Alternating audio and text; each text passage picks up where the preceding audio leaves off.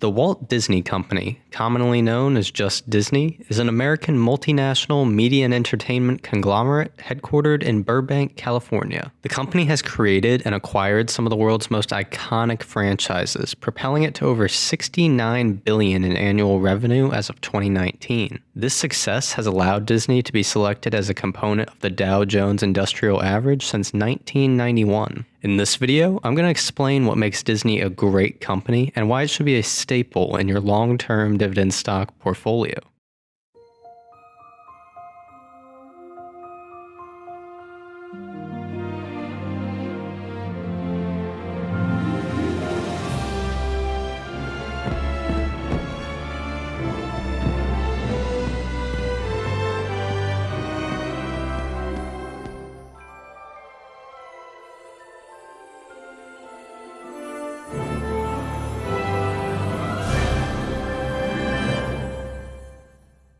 My name is Zach, and you should leave a like and subscribe to the channel if you enjoy the video. You should never invest in a business you don't understand, so in this video, I'm going to provide a full picture look at the business and stock history of the Walt Disney Company. Disney was originally founded on October 16, 1923 by brothers Walt and Royo Disney. They started by creating a cartoon about a little girl in a cartoon world called Alice's Wonderland. Walt used it as his pilot film, striking a deal with a distributor to make his Alice comedies for the next 4 years. In 1927, he decided to move to an all-cartoon series starring a character named Oswald the Lucky Rabbit. Within a year, Walt made 26 of these Oswald cartoons, and it was an all-around success. However, he soon found out that the distributor had gone behind his back and signed up almost all his animators, hoping to make the Oswald cartoons in his own studio for less money without Walt Disney. After rereading his contract, Walt realized that he did not own the rights to Oswald, the distributor did.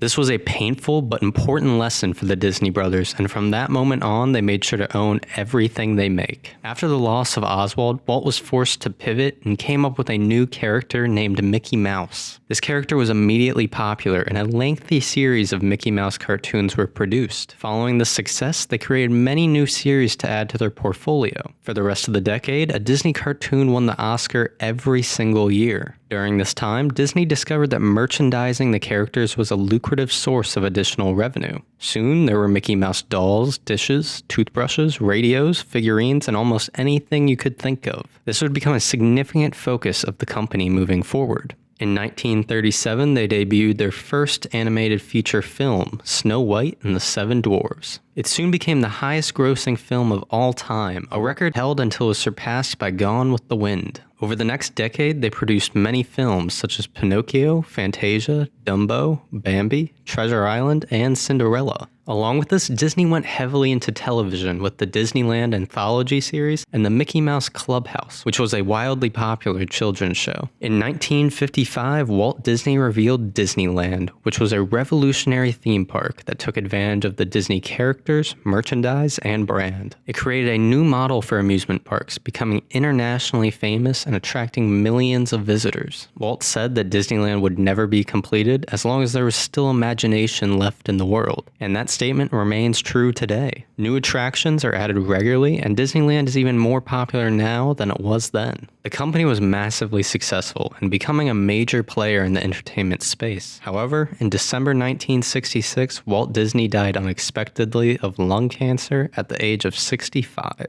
He was widely considered to be the brains of the operation, and his death was a major loss to the company. Following Walt's death, Royo Disney took over as chairman, CEO, and president of the company. Plans that Walt left behind carried the company for a number of years. After the success of Disneyland, it was only natural for Walt to consider another park on the East Coast. Prior to his death, the company purchased land in Florida, and the Disney World project was announced. One of Roy's first acts was to rename Disney World as Walt Disney World in honor of his brother and his vision. Opening in 1971, Walt Disney World would not only include a Magic Kingdom theme park like Disneyland, but also hotels, campgrounds, golf courses, and shopping villages. It did not take long for Walt Disney World to become one of the premier vacation destinations in the world. Later that year, Royo Disney would pass away at the age age of 78, leaving the company without the guidance of its founders. For the next decade, the company was led by a team of executives, all originally trained by the Disney brothers. During this time, they would build Epcot, Tokyo Disneyland, and expand into more teen and adult-focused films. However, in 1984, Disney was under assault as multiple investment groups attempted hostile takeovers of the company with the intent of selling off some of its operations.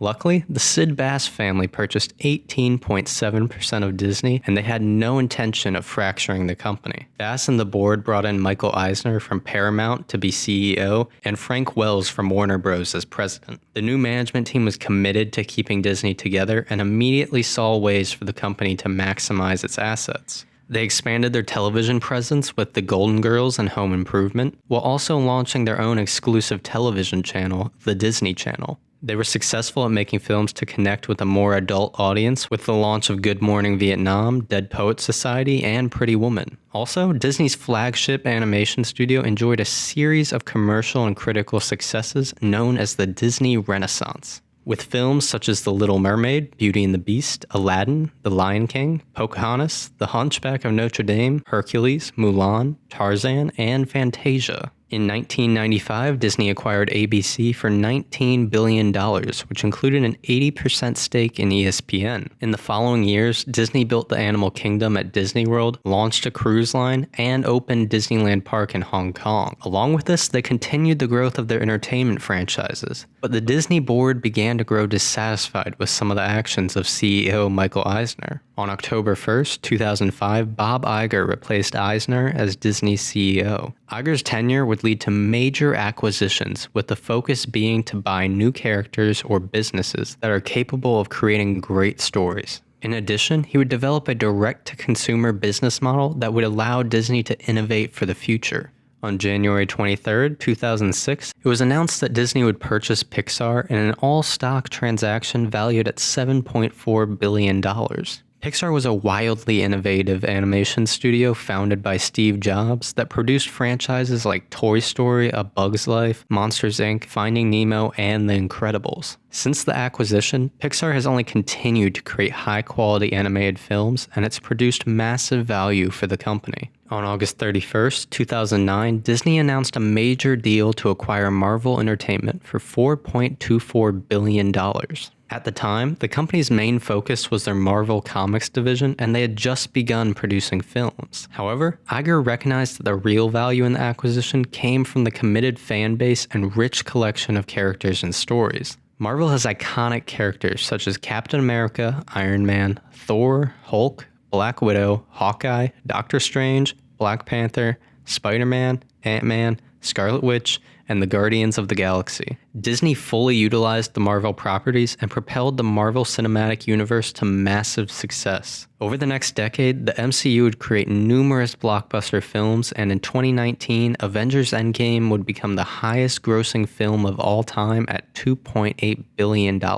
I think this will continue to be a valuable asset for the company. On October 30th, 2012, Disney announced plans to acquire Lucasfilms in a deal valued at $4.05 billion. Similar to Marvel, Lucasfilms created the Star Wars franchise, which has a devoted fan base and a deep extended universe. Following the acquisition, they launched a new movie trilogy paired with the anthology films, children and adult TV shows, and new comics and books as well. The reception of these films has been mixed, but many of them have been commercial successes, such as Star Wars The Force Awakens, which was the fourth highest grossing film of all time at $2.068 billion.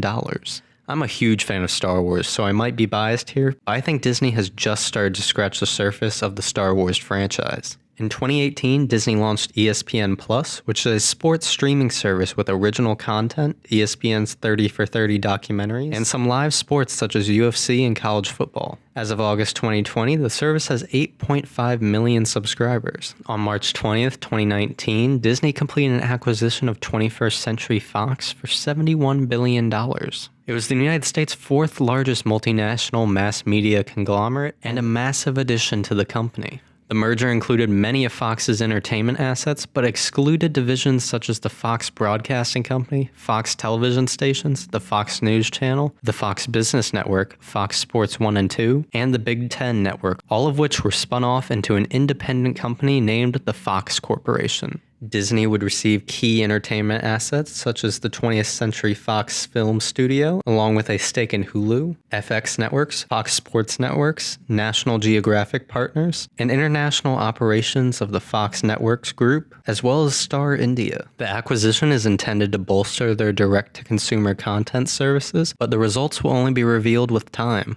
In November 2019, the company launched Disney Plus, a subscription-based direct-to-consumer video streaming service with Disney, Pixar, Marvel, Star Wars, and National Geographic branded programming. The service was launched in the US and 4 other countries, with launches in other countries planned throughout 2020 and 2021. CEO Bob Iger described the launch of the service as strategically positioning our business for the future. As of August 2020, Disney Plus has more than 60.5 million subscribers, and I'll go into greater detail about the service later in the video. On February 25th, 2020, Disney named Bob Chapek as CEO. Iger transitioned to the role of executive chairman, under which he would oversee the creative side of the company. He would also continue to serve as chairman of the board through 2021. Now, I personally felt that Iger was a fantastic CEO and found this move to be somewhat troubling for the future of the company. However, after listening to an interview with Bob Chapek and Iger, it alleviated some of my concerns.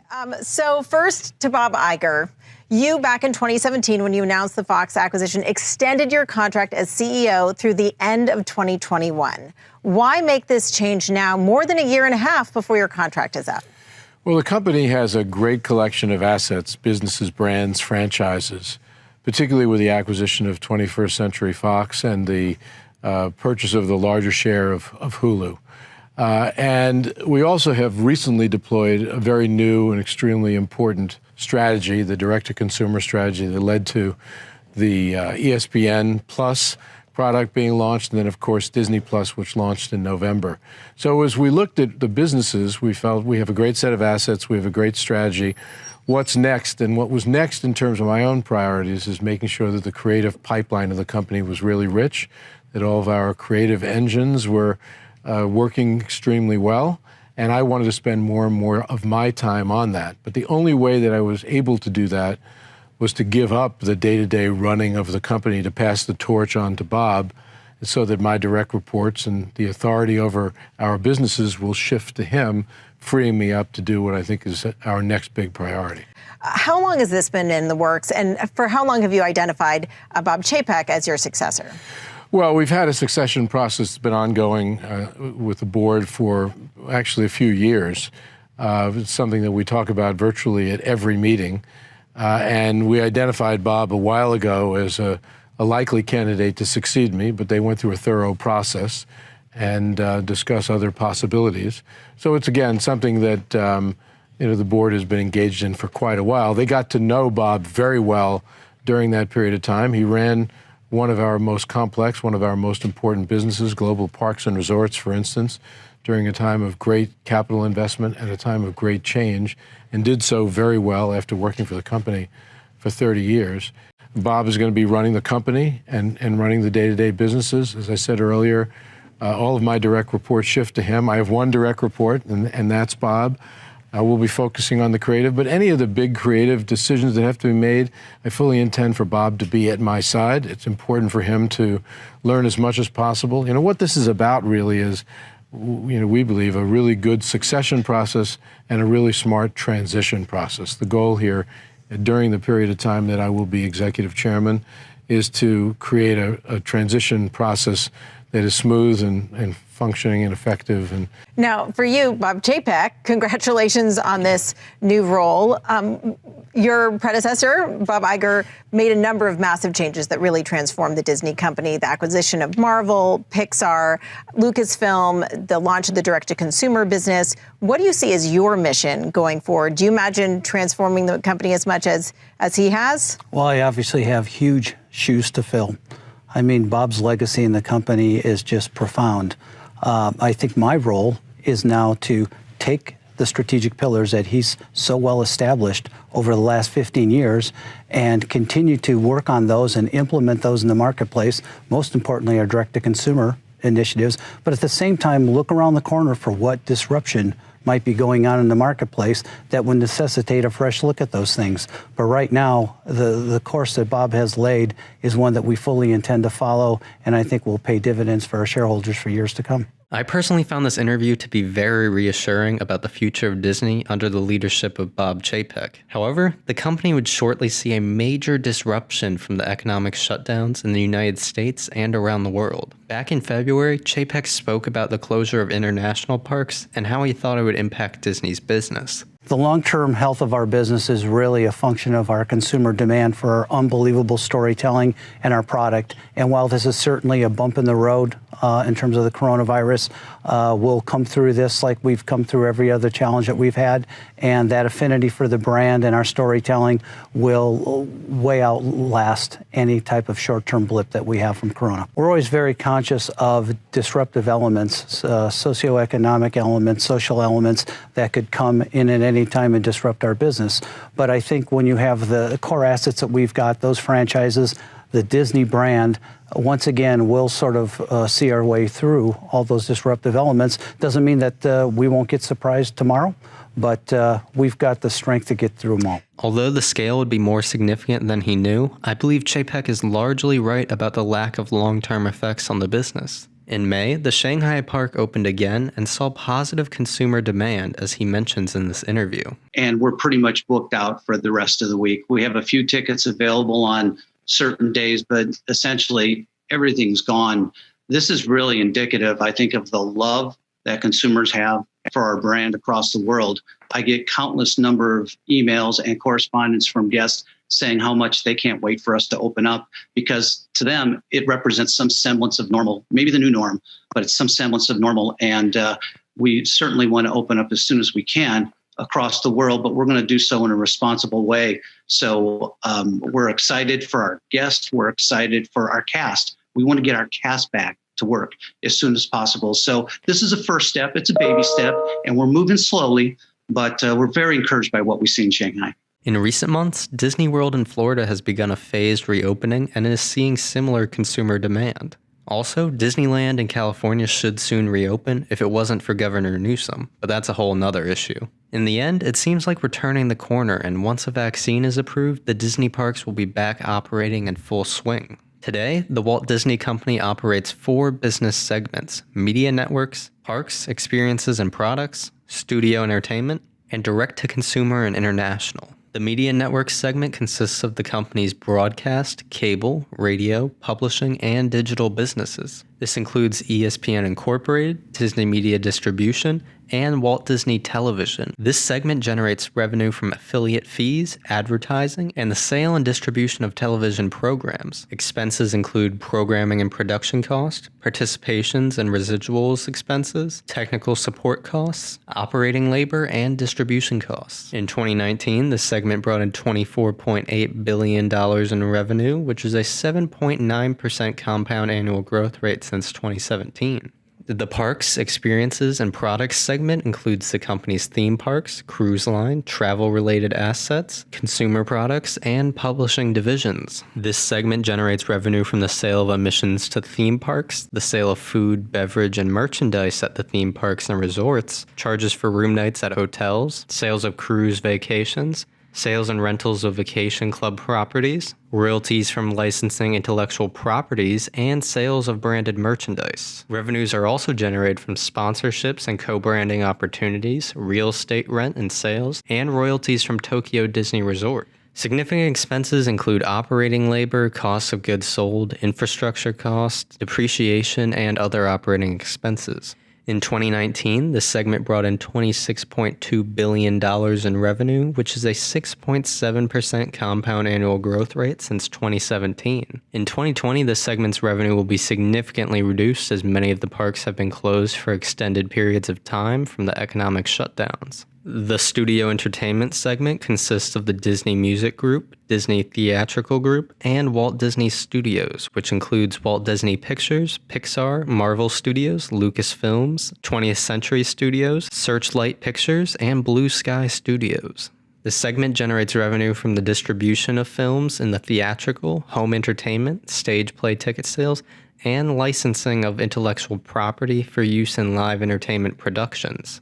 Significant expenses include production, participations and residuals cost, marketing and sales cost, distribution expenses, and cost of sales.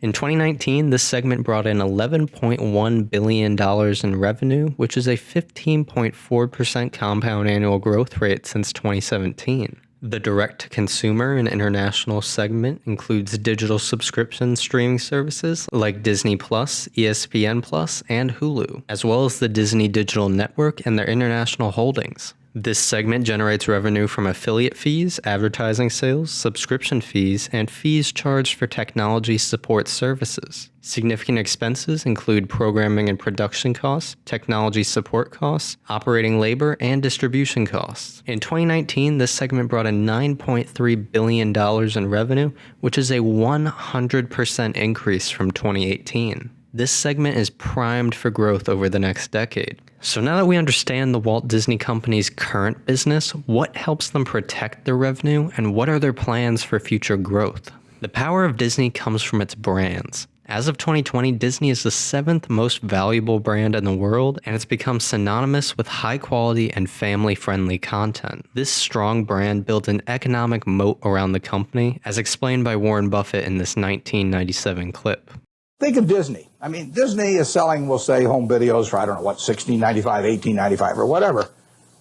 All over the world, people, and we'll say particularly mothers in this case, have something in their mind about Disney. I mean, every person in this room, when you say Disney, has something in their mind about it. If I say Universal Pictures, you don't have anything in your mind. You know, if I say 20th Century Fox, you don't have anything special in your mind. If I say Disney, you've got something in your mind. And that's true around the world. Now, picture yourself with a couple of young kids, you know, who you want to put away for a couple hours every day so you get a little peace of mind. And you know if you get them one video, they'll watch it 20 times. So you go to the video store or wherever you buy the video. Are you going to sit there and premiere, 10 different videos and watch them each for an hour and a half to decide which one your kid should watch? No. I mean, let's say there's one there for $16.95 and the Disney's there for $17.95. You know if you take the Disney video, you're going to be okay. So you buy it. And you don't have to make a quality decision on something that you don't want to spend the time to do, and so you can get a little bit more money if you're Disney, and you'll sell a lot more videos. Makes it a wonderful business. Makes it very tough for the other guy. How would you try to create a brand? DreamWorks is trying, but how would you try to create a brand that competes with Disney around the world and to replace the concept that people have in their minds about Disney with something that says Universal Pictures? So that the mother's going to walk in and pick out a Universal Pictures video in preference to a Disney.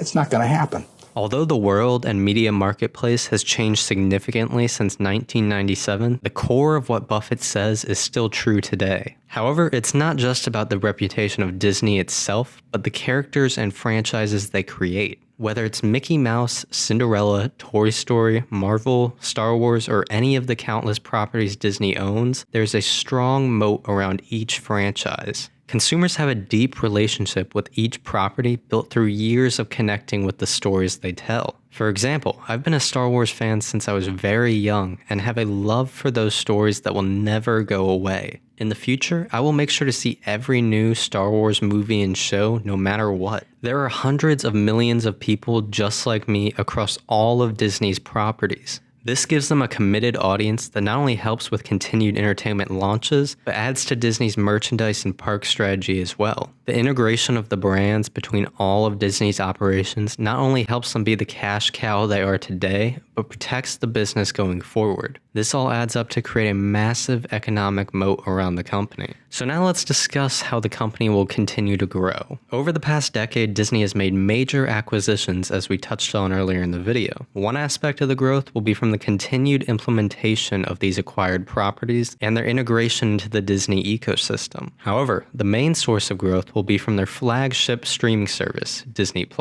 As of August 2020, Disney Plus has more than 60.5 million subscribers, which has blown past the company's initial projections of between 60 to 90 million subscribers by the end of 2024. This growth seems primed to continue as Disney Plus expands to more countries around the world and additional original series roll out, such as The Mandalorian Season 2. According to Trefis Fundamental Analysis, the growth of Disney Plus will lead to massive revenue growth for the company. It's projecting Disney revenue will grow from $69 billion to $208 billion by 2027, led almost single-handedly by the growth of the direct-to-consumer and international segment. By 2027, it's projecting 59.1% of Disney's business will be this segment, which is a massive jump from the current 13.4%. Even if these projections are mildly accurate, this means that the company will see massive growth from Disney Plus. I believe that Disney Plus not only has the opportunity to rival Netflix, but could even surpass it in the long run. If this is the case, then the Walt Disney Company should see continued growth in the business and the stock price. Alright, so now that we understand where the company can go from here, let's take a deeper look at the business fundamentals. The company has seen consistent revenue growth. Over the last 5 years, the revenue has increased from $48.8 to $69.5 billion, which gives it a 7.3% 5-year compound annual growth rate. In this same time, the profit has grown from $22.4 to $27.5 billion.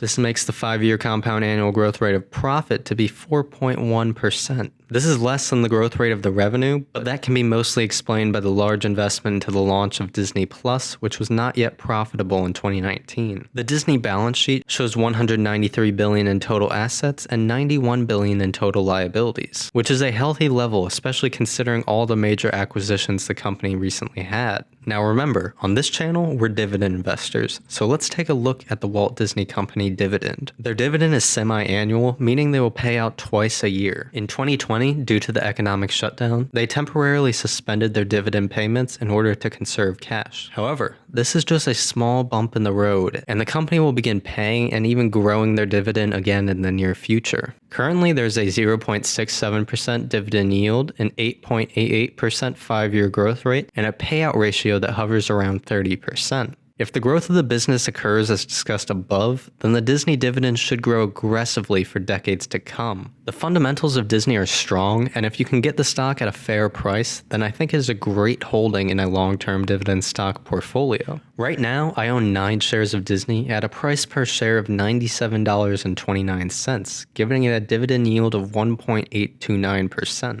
I bought most of my position back in 2016, and I wish I had focused on picking up more when the market crashed back in March. I think that the Walt Disney Company is reliable and positioned for consistent growth, so I'm going to make an effort to have Disney be a staple of my dividend stock portfolio. To accomplish this, I'm going to implement a dollar cost averaging strategy where I'm going to buy 1 share of Disney every month. On top of this, whenever Disney is at a good price, I will pick up more in order to lower my price per share. So that's my strategy for buying Disney. However, don't take my advice blindly and be sure to do your own research before making any investment decisions. Thank you for watching Dividend Data. I'd greatly appreciate it if you could leave a like and subscribe to the channel. If you follow me on Twitter, link in the description, you can get real-time updates of my buys and dividends coming in. You can support the channel on Patreon and be a part of making these videos happen. The link is in the description. Please leave a comment below and thank you for watching.